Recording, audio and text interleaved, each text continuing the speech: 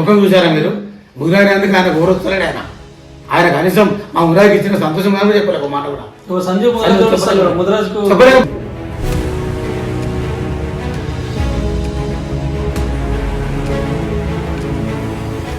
ఇప్పుడు ఆనంద్ గౌడ్ అనే వ్యక్తి వీళ్ళందరికీ డబ్బు మద్యం పంపినందుకు వాళ్ళు ఓడిపోయారు అంటున్నారు. మరి ఎంఎస్ఆర్ కూడా పంపించారు, మరి ఎంఎస్ఆర్ ఎందుకు ఓడిపోలేడు?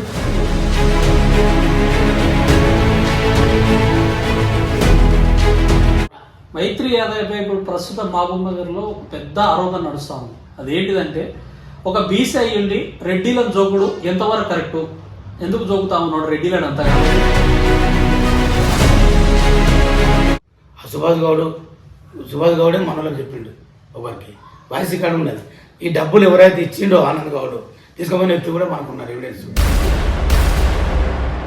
సో అంత అరెస్ట్ చేయాల్సిన అవసరం ఏమో చెప్పండి. ఆనంద్ గౌడ్ అనే ఒక వ్యక్తి వల్ల అవుతుందా వీళ్ళందరిని ఓడగొట్టుడు? కాదు. 2 కోట్ల రూపాయలు అడిగి ఇచ్చి పంచుకుంటే పోలీసులు వస్తారు పట్టుకుంటారు, అరెస్ట్ చేయలేము మేము. అంటే మీరు కంప్లైంట్ చేయండి పోలీసులు. ఏం తీస్తున్నాను మా రాజేంద్ర రెడ్డిని తిన్నా ఏం తిన్నా నీవు ఓడిపోతారు ఆయన గెలకు మా మా ఎవరు ఎర్రలక్ష్మికి ఈ టికెట్ ఏదో ముదిరాజు ఉన్నాడు ఈ టికెట్ తెలుసు చెప్పి ఆయన కూడా ఉందని మేము అనుకుంటున్నాం. మా కులం ఒక ముదిరాజు అయ్యుండి మరొక ముదిరాజు పైన ఆరోపణలు చేస్తా ఉన్నారంట.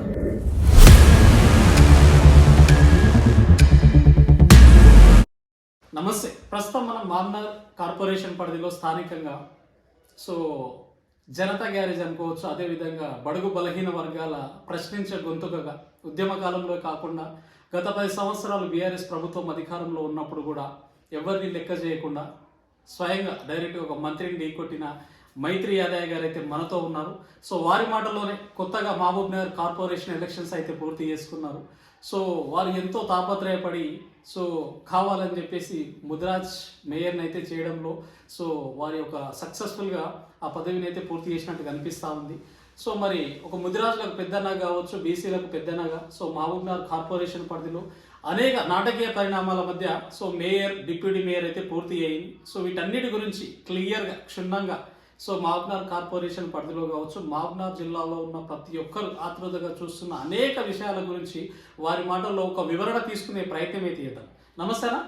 నమస్తే. ఎట్లా ఉన్నారన్న? బాగున్నారా? బాగున్నామండి. సో మొదటిగా మాట్లాడుకుంటే కొత్తగా మహబూబ్ నగర్ మేయర్ పదవి ముదిరాజ్ కట్టబెట్టినందుకు ఎస్పెషల్లీ కంగ్రాచులేషన్ అన్న. దాంట్లో మీ యొక్క పాత్ర కూడా మెయిన్గా ఉన్నట్టున్నది. కరెక్ట్ అండి. సో అంటే ఇవాళ మేయర్ ముదిరాజ్ అయిన తర్వాత అందరు డిస్కస్ చేసుకుంటున్నారు ఆ విషయం గురించి. కానీ మీరు కార్పొరేషన్ ఎలక్షన్స్ కాకముందు నుంచి కాంగ్రెస్ ప్రభుత్వం వచ్చినప్పటి నుంచే ముదిరాజులకు డీసీసీ పదవి ఇవ్వాలి, ముదిరాజులకు మేయర్ ఇవ్వాలి అనేక విధాలుగా కొట్లాడుతూ ఉన్నారు. సో ఈరోజు మేయర్ ముదిరాజులోకి ఇవ్వడం పట్ల ఎట్లా అనిపిస్తూ ఉన్నారు? చాలా సంతోషంగా ఉంది మాకందరికీ కూడా. తెలంగాణలో ఉన్న ముదిరాజు అందరికీ ఉంది, ప్రత్యేకించి పాలమూరు ముదిరాజులకు మరి ఎక్కువ ఉంది. ఎందుకంటే మేము నమ్ముకున్న ఎన్ఎం శ్రీనివాసరెడ్డి గారు, రేవంత్ రెడ్డి గారు, కాంగ్రెస్ పార్టీ మాకందరికీ కూడా చాలా పెద్ద పెద్ద పదవులు ఇస్తుంది. ముఖ్యంగా ఫస్ట్ వాకిలి శ్రీహరి గారికి మంత్రి పదవి ఇచ్చింది, తర్వాత సంజయ్ గారికి డీసీ ఇచ్చింది, పెద్ద విజయ్ గారికి వైస్ చైర్మన్ ఇచ్చింది.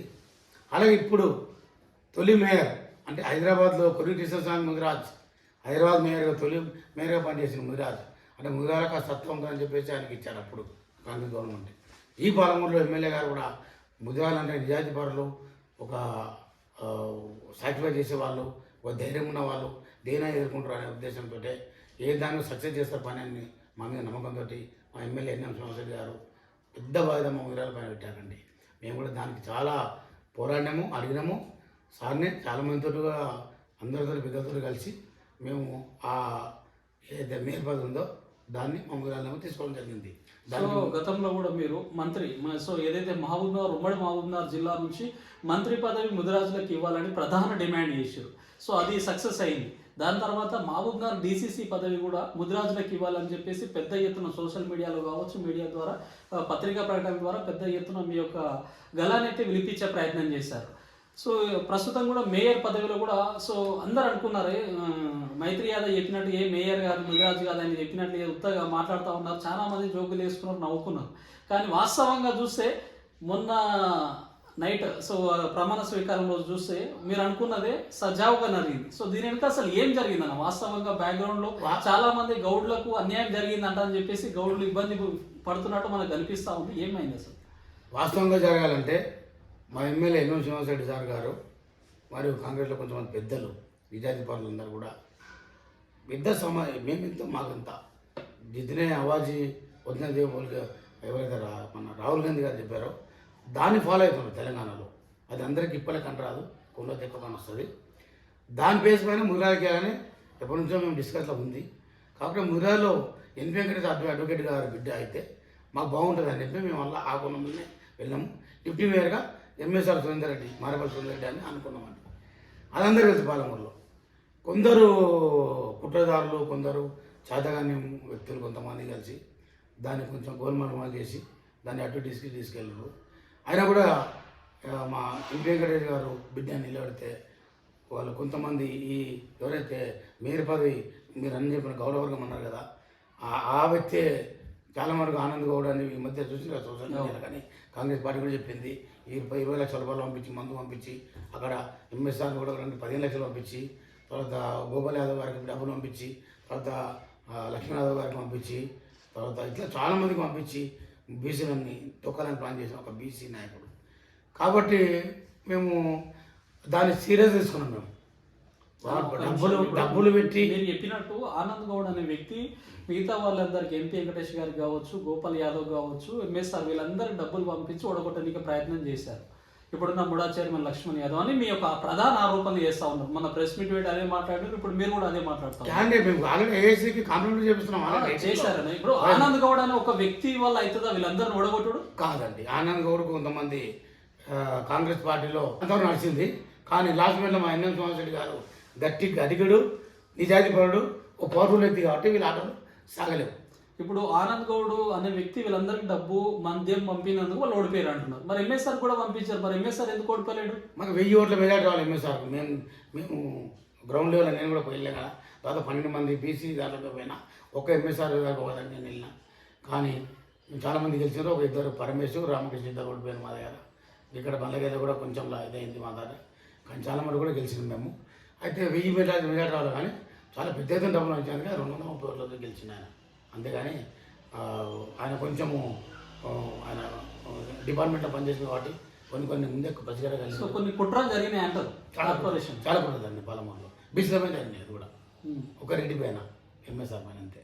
ఆ కుట్రలు జరిగినందుకు కొరకే పాలమూరు ప్రజలు దాన్ని ఎట్లా కుట్ర చేస్తున్నావు, డబ్బుతో అన్నీ ఉంటావా, మా నిజాయితీని చూపుతామని చెబితే ముదిరాజ్ గుమాల మమతని సెలెక్ట్ చేసినాము, తీసుకున్నాము.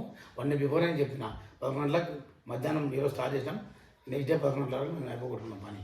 అది మా పవర్, మా ముదిరాజ్ సత్తా అంతే. అది సో క్యాంపులో కూడా ఒక వ్యక్తిని కావాలని చెప్పేసి మీరు అరెస్ట్ చేయించి సో మేయర్ కాకుండా ఆపిరు అని చెప్పేసి ప్రధాన ఆరోపణలు నడుస్తూ ఉన్నాయి. సో అంత అరెస్ట్ చేయాల్సిన అవసరం ఏమొచ్చి? ఎవరిని అరెస్ట్ చేయలేదు, ఏమో చేయలేదు.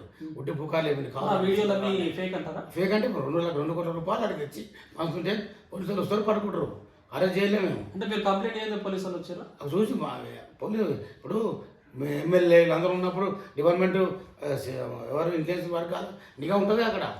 వాళ్ళకి తెలిసి వచ్చిండ్రు, వచ్చి సోదాలు చేసిండ్రు, డబ్బు బయటపడ్డది. అంటే ఇంటెలిజెన్స్ ద్వారానే తెలిసింది.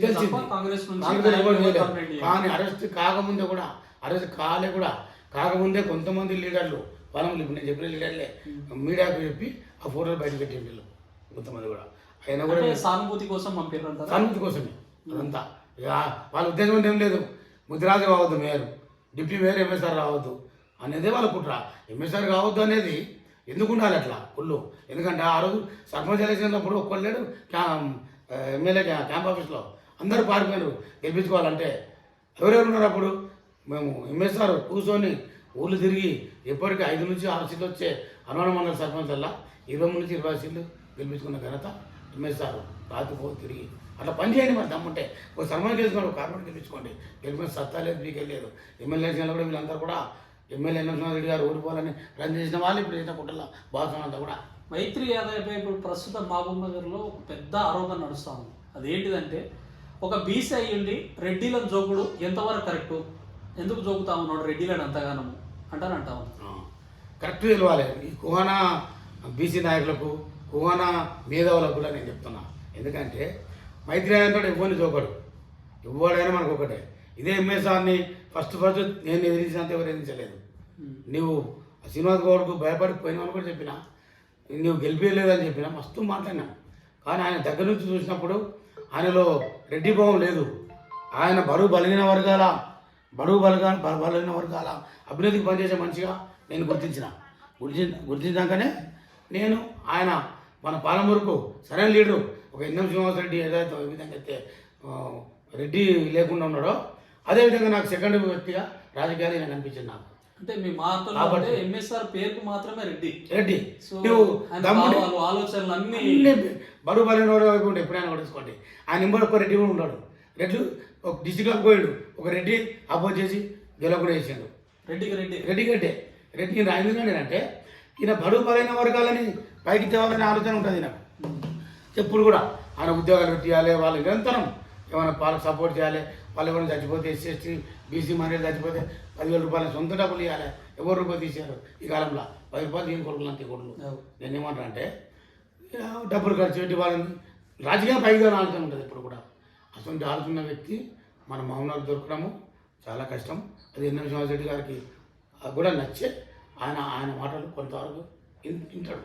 ఎవరు? ఎంఎస్ఆర్ మాట. నా మాట కూడా ఎంఎస్ఆర్ వింటాడు, నా మాట కూడా ఎమ్మెల్యే వింటాడు. ఎందుకు వింటాడు? నేను రెడ్లకు జోకుడు ఉండదు. ఇలా రెడ్లు అంటే నేను శ్రీనివాస్ గౌడ్ బీసీ మంత్రిని చేస్తే నన్ను అరెస్టం చేసినప్పుడు నా రెడ్లను కాపాడు ఎస్ఎస్ రామరెడ్డి సార్ వాళ్ళు రెడ్లేగా మళ్ళీ ఇదంతా బీసీ గవర్నమెంట్ ఎక్కడంటారు, మా లీడర్లు అంతా ఎక్కడంటారు. ఒక్కరు కూడా 10 రూపాయలు ఇచ్చి మనకు గెలిపియాలి. నాకు బిజినెస్ ఆపమని చెప్తే కూడా బిజినెస్ ఆపకుండా మా సార్ వాళ్ళకి తీసుకెళ్ళి పలమల్ల మైత్రిరాజు అంటే నన్ను బైక్ తెచ్చింది ఎవరంటే రెడ్లే. నాకు అంటే మీరు అరెస్ట్ అయినప్పుడు మంత్రి మిమ్మల్ని టార్గెట్ చేసినప్పుడు ఒక ఏ బీసీ నాయకుడు మీకు అండగా నిలవలేదు? ఎవరు అంతా తింగ పారిపోయిన కొడుకులు అంతా. ఈ మున్నూరు రవి వీళ్ళు అంతా ఎవరు సపోర్ట్? మున్నూరే మా కేసుకున్నాడు కదా, ఆయన కూడా సపోర్ట్ చేయలేదు. నా బలము రెడ్ల సపోర్ట్. నాకు రెడ్ల సపోర్ట్ అంటే మా సార్ వాళ్ళు నాకు ఫైనాన్షియల్గా బిజినెస్ ఇచ్చి నాకు అంతే సపోర్ట్. అంటే నాకు వాళ్ళు నిజాయితీ ఉంటారు, వాళ్ళు చాలా రెడ్లే. ఆ రెడ్లు ఆ తర్వాత రెడ్లు కనిపించింది నాకు ఎన్నో శ్రీనివాసరెడ్డి, నాకు ఎంఎస్ఆర్ కనిపించింది కాబట్టి నేను రెడ్లే వాడుతున్నా. మీరు రెడ్లను తిరిగితే నేను మా రాజేంద్ర రెడ్డిని తిన్నా. ఎందుకు తిన్నా? నువ్వు ఓడిపోతారు ఆయన గెలవకు. మా ఎవరు ఎర్రలక్ష్మికి ఈ టికెట్, ఏదో మా ముదిరాజు ఉన్నాడు ఈ టికెట్ గెలుస్తా అని చెప్పి తినలేను అన్నమాట. తిన్నా నేను అప్పుడే. మీరు తిన్నాను చెప్తాను. నేను చెప్పిన ఓడిపోతామని చెప్పిన ఆ రోజు నేను మొత్తుకొని చెప్పిన ఈ టికెట్లు ఓడిపోతాను చెప్పి నా మాట వినలేరు. వినకుండా టికెట్ ఓడిపోయారు. మరి వీళ్ళకి చెప్పలేరు ఓడిపోతారని చెప్పేసి వెంకటేష్కి మూడో చైర్మన్కి చెప్పిన. కానీ వీళ్ళు గెలుస్తారని ఇంకా లోపల కుట్ర నాకు అంత తెలియదు. అంటే నేను డబ్బులు మంచిది కాదు అప్పుడు నేను చూసింది. నేను సర్వే చేసి పబ్లిక్ వేసుకొని చెప్పిన మాటలు నిజంగా మాట్లాడుతూ ఉన్నారు. ప్రెస్ మీట్ పెట్టేంత వరకు మామూలు జనాలకు ఎవరికి తెలియదు, కావాలని చెప్పేసి అదే పార్టీలో ఉన్న కాంగ్రెస్ పార్టీలో ఉన్న నాయకులే ఓడగొడతా ఉన్నారని చెప్పేసి ప్రెస్ మీట్ పెట్టినంత వరకు, అంటే మేయర్ ప్రమాణ స్వీకారం అయిపోయినంత వరకు నిజంగా డబ్బులు మద్యం పంపిణీ జరిగిందా? 100% జరిగిందండి. ఎందువరకంటే మారేపల్లి సురేంద్ర పైన పోటీ చేసిన వ్యక్తి నా క్లాస్మేట్ సుభాష్ గౌడ్. ఆ సుభాష్ గౌడే మనలోకి చెప్పిండు ఒకరికి వాయిస్ ఇక్కడ ఉన్నది. ఈ డబ్బులు ఎవరైతే ఇచ్చిండో ఆనంద్ గౌడ్ తీసుకోమని వ్యక్తి కూడా మనకు ఉన్నారు ఎవిడెన్స్. ఇవన్నీ ఎవిడెన్స్లో పెట్టడానికి రెడీ ఉన్నాం మేము. కానీ పార్టీలో సిద్ధాంతం కనుక పెడతలేము. డైరెక్ట్ హైకమాండ్కి పెడతాం, హైకమాండ్ చూసుకుంటుంది. ఇక్కడ కూడా ఎందుకు నిన్న మా ముదిరాజ్ డీసీసీ సంజీవ్ ముదిరాజ్ గారు ఒక మీడియా ఛానల్లో మాట్లాడాడు. ఆయన ముఖం చూసారా మీరు? ముదిరాజ్ ఎందుకు ఆయన గౌరవిస్తలేడు. ఆయన కనీసం మా ముదిరాజ్కి ఇచ్చిన సంతోషం కూడా చెప్పలేదు ఒక మాట కూడా. చెప్పలేకపోయింది ఆయన. ఎందుకు చెప్పలేము మరి? తొలి వెలుగులో మాట్లాడాడు. మా ముదిరాజ్ సమాజ వర్గము పెద్ద ఇచ్చి మేము మేరుగా నాకు సంతోషంగా ఒక మాట చెప్పలేకపోయినా ఆయన. ఎందుకు చెప్పలేకపోయినా ఆయన కులం ప్రకారం ఆయనకు వచ్చింది. ఎందుకు చెప్పలేకపోయినా అంటే ఈ కుటుంబంలో భాగస్వామ్యం ఆయన కూడా ఉందని మేము అనుకుంటున్నాం. మా కులం కూడా నేను ఏమంటా అంటే సంజీవ్ ముదిరాజు సమాధానం చెప్పాలి. మీరు ఒక ముదిరాజు అయ్యి మరొక ముదిరాజు పైన ఆరోపణలు చేస్తా ఉన్నారని ఎందుకు సంతోషపడతాడు ఆయన? మా ముదిరాజుకి ఇచ్చినా మేమని నిన్న మీడియాలో ఎందుకు చెప్పలేకపోయాడు? తొలి వేలు మధు మాట్లాడితే చెప్పాలి కదా, తప్పని చెప్పకపోవడం. ఎందుకంటే నీ కొరకు కొట్లాడినాం, నీ మీద 5 లక్షల రూపాయలు ముదిరాజు ఉంచామని చెప్పి కేసు పెట్టి మేము కొట్లాడినాం, ఆయన్ని సేవ్ చేసినాం. ఇదే ఎంపీ ఎలక్షన్లో నేను టీఆర్ఎస్కి వెళ్ళిపోతానని వస్తే 2 గంటల చేపలు కూర్చోబెట్టి ఆయన పోకుండా ఆపినాను నేను మైత్రిరాజే. అది నా సత్తా. కానీ నీవేం చేస్తావు మేడం? ముదిరాజులకు కాకుండా ఆనంద్ గౌడ్ పేరు రాసి పంపించిండ్రు అక్కడ. ముదిరాజు కాకుండా టికెట్ కూడా ఎట్లా ఆనంద్ గౌడ్కి ఇస్తావు? ఆనంద్ గౌడ్ ఒకసారి ఇచ్చినావు, అయిపోయింది. పాలమూరులో మైనారిటీ చేసిండ్రు, ముత్యాల ప్రకాష్ చేసిండ్రు. ఎన్ని ఓట్లు వాళ్ళకు? రాధా అమరన్న వాళ్ళు చేసిండ్రు, తర్వాత ఉపదిల కొత్త చేసిండు, అందరు వాళ్ళు ఇక్కడ బాగా చేసిండ్రు, అందరు చేసిండ్రు. కానీ ముదిరాజుకి హక్కు వద్దా? నువ్వు ఒక డీసీసీగా ఉన్నావు కాబట్టి నువ్వు ఇంకా సంతోషపడాలి ఎక్కువ మా ముదిరాజు ఇచ్చిన అని చెప్పేసి. కానీ మొత్తం తిరుగుతుండండి మీరు ఎక్కడ కూడా ముదిరాజుకి ఎక్కువ సామాజిక వర్గం ఇచ్చినాము, నాకు సంతోషంగా అన్నమాట ఎక్కడ చెప్పలేకపోయినా. అది అక్కడనే గుర్తుపరచు మనం. కాబట్టి ఏమంటాం అంటే ఇప్పుడు కోహన ఇప్పుడు ఒక వీడియో చూసిన ఒక మేధావర్గం కోహన మేధావర్గం ఆయన అంటాడు మైనార్టీకి టికెట్ ఇయ్యక యాదన. సో చాలా మంది మామూలు మాట్లాడుకునేది ఏంటంటే ఒక కార్పొరేటర్గా నిలబడి గెలవనికి చేతగాని యాదన్న పెద్ద పెద్దగా మేయర్ని వేసిన ముదిరాజు పదవిలో వాళ్ళని వీళ్ళని చెప్పేసి ఎమ్మెల్యే కాబోయే ఎమ్మెల్యే అని మాట్లాడుతూ ఉంటాడు. కుదిరితే ఒకసారి కార్పొరేటర్గా నిలబడితే తెలుస్తుంది కదా ఆయన సత్తా ఏందో అంటారంటా ఉన్నారు. మీరేమంటారు?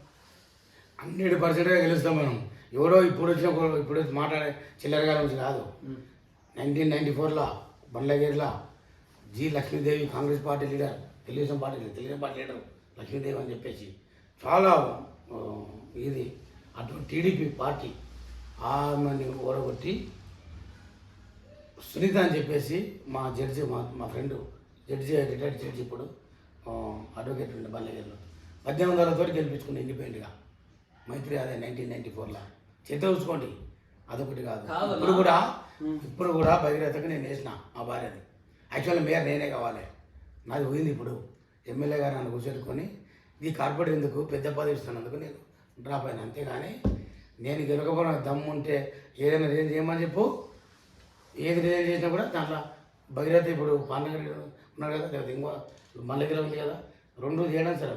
నాది పుట్టిందేమో బండ్లగిరి, పెరిగింది మైతున్నారు కదా, 2 నియోజకవర్గం 2 దాంట్లో ఎవరైనా సరే ఓపెన్ ఛాలెంజ్ బండ్లగిరి కానీ భగీరథ కానీ నేను నిలబడతా, నేను గెలుస్తా 100%గా. ఇది కూడా మాట్లాడే ఎమ్మెల్యే గారు మీకు చెప్పినందుకే మీరు డ్రాప్ అయ్యారు అంతే. నిలబడి గెలుస్తారు, గెలుస్తుంది. నేను మేయర్ నేనే. వెంకటేష్ అన్న మేయర్ అన్నందుకు వరకు ఆయన ఎట్లా గెలుస్తాడో బిడ్డ. ఆయన మీరు అయితే నువ్వు కార్పొరేట్ ఎందుకుంటావు? కార్పొరేట్ కంటే పెద్ద స్థాయి పదవి ఇస్తాను. నాకు ఎమ్మెల్యే గారు మాట ఇచ్చినందుకు వరకే నేను డ్రాప్ అయినా. వాడు వీడు చెప్తే తిన్నా నేను ఎమ్మెల్యే గారి మాట తూచ తప్పకుండా నమ్మి తిన్నా. ఎందుకంటే ఎమ్మెల్యే గారిని రూపాయలు లేకుండా పాలములు ఎవరైనా పని చేసిందంటే అదొక మైత్రి అదే జనతా గ్యారేజ్. వాళ్ళు లేక మందు తాగి పైసలు తీసుకొని చేసి అలవాటు మనకు లేదు. నా బండ్లో పెట్రోల్ నేను వేసుకుంటాను, నా డీజిల్ నేను వేసుకుంటాను. అది నా కెపాసిటీ. ఒక కొడుకులో బయటకు వచ్చి మాట్లాడి దమ్మలేని కొడుకులు ఆ రోజు మీడియాలో కూడా నా ఒక వీడియో తీమా అట్లా చెప్పినట్టు ఎవడైనా ఒక అబ్బా వారి అబ్బ కూడా కరెక్ట్ పుట్టినోడు అంటే ఒక వీడియో ఇటున్నాం. ఈ బలముద్ర ఆర్చకం మీద కానీ మైక్లో మాట్లాడుకున్నబ్బా ఏదో గుసగుసా సందులో మాట్లాడేది కాదు. ఒక వీడియోలో మాట్లాడమన్నాం డిబేట్లో ఏమని యాదవ్ మాట్లాడతా కదా. లేదంటే నీ ఒక వీడియో పెట్టి తమ్మంటే ఇప్పుడు అది పక్కకి కట్టు, తెలిసేది కూడా పక్కకి కట్టబ్బా. జరిగే అక్రమాల మీద అరాచకం మీద ఇప్పుడు ఎన్నో జవాదుడి తప్పు జరిగితే కూడా నేను ప్రశ్నించిన సార్తోటి నువ్వు ప్రశ్నిస్తావు దమ్ముంటే చెప్పు, నాకు దమ్ముంది. వీళ్ళు ఎమ్మెల్సారి మనం ఉల్టా పల్టా చేస్తే కూడా నేను అడిగే సత్తా నాకు ఉంది. పాలన ఉందా చెప్పు, నాకు దమ్ముంటే నాకు ఉంటుంది. నేను ఎంత క్లోజ్ ఉంటానో అంత సమస్యలు వచ్చినప్పుడు అదే విధంగా నేను పోరాడ శక్తి నాతో ఉంది. ఎందుకుందంటే మేమేదో మీలాక చిల్లర పొల్లరుగా ఆ చిల్లర ఉద్యోగం చిల్లర చేసినామంటే కాదు. ఒక తెలంగాణ ఉద్యమంలో 20 లక్షల రూపాయలు పడుకున్నా, పోలీసుల్లో 18 ఏళ్ళు మధుకాగల మొత్తం ప్రింటింగ్ నాకు ఫ్రీయే, మామూలు ఫ్రీయే. వాళ్ళు తినేయాలంటే డబ్బులు ఇచ్చిన మస్తు పని నా డబ్బులు అంతా కూడా మస్తు చేసిన. నేను చేసిన పనులలో మీరంతా ఏడో ఆ టైంలో బయటికి వెళ్ళి కూర్చోవచ్చుకోండి భయపడుతుంది. మేమంతా కూడా చాలా పెద్ద ఎత్తున అన్ని దాంట్లో చేసి గిడికి వచ్చినాం. గెలవలేని పరిస్థితి ఉంది అని కాదు. మేరే నేను ఉంటుంటే పాల్గొంటే ఇప్పుడు. కానీ మా వెంకటేశ్వర ఉన్నాడని చెప్పేసి నేను డ్రాప్ అవ్వడం జరిగింది అక్కడ మా ఎమ్మెల్యే గారి సూచన మేరకే. లేకపోతే భగీరథల ఫుల్ మేరడుతుంది ఈజీ గెలుస్తాను నేను. గెలుస్తుంటే 100% గెలుస్తాం. ఇప్పుడు ఓపెన్ ఛానల్ చెప్తున్నాము వాళ్ళందరూ కూర్చోమని చెప్పండి. వాళ్ళకు ఇది బండ్లగిరిలో కానీ నేను 2 ఇట్లా ఏం చెప్తే ఎవరైతే పెడతాం ఆడడానికి గెలిచి నేను గెలుస్తాను, 2 గెలుస్తాను. అది నా సత్తా. అంటే నెక్స్ట్ రాబోయే ఎలక్షన్లో డైరెక్ట్ అంటే ప్రత్యక్ష ఎన్నికల్లో పాల్గొనబోతున్నారా? ప్రత్యక్ష ఎన్నికల్లో మా ఎమ్మెల్యే గారి ఆశీర్వాదం ఉంటే, మా కాంగ్రెస్ పార్టీ ఆశీర్వాదం ఉంటే, కాంగ్రెస్ పార్టీ టికెట్ పైన మా వెంకటేశ్వర ఉన్నాడు ఎమ్మెల్యేకు, నేనున్నా, మా ఊరిలో ఎంతమంది పోటీ ఉంటాం. ఎవరికి టికెట్ వస్తే వాళ్ళు ఎమ్మెల్యే గెలుస్తాం పక్క. మా వెంకటేశ్వర ఎమ్మెల్యే చేయాలని నా జీవిత ఆశయం. వెంకటేశ్వర తర్వాత నేనే ఎమ్మెల్యే పాలమల్ల ఫస్ట్ విజయ వెంకటేశ్వరానికి ఇస్తాం మేము.